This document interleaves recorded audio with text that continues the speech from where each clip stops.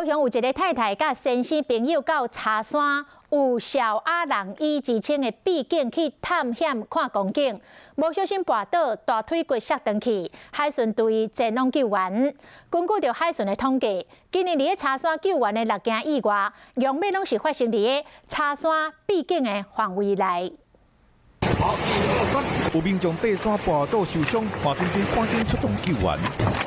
要伫山救人实在是无简单，桥头这大粒，山壁这呢斜，大家都要真认真细腻，一步一脚印，慢慢啊行，慢慢啊踏。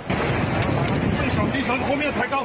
受伤的是一名姓林的负责人，伊甲翁婿也有2名朋友来到茶山爬山游览，但是路途当中无适宜滑倒，骹摔骨折，无法度行。海巡第5华巡队接到报案，马上派人出来救援。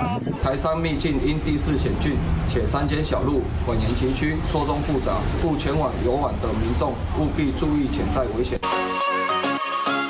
这个发生意外地点是茶山秘密的景点，实在无真侪人知。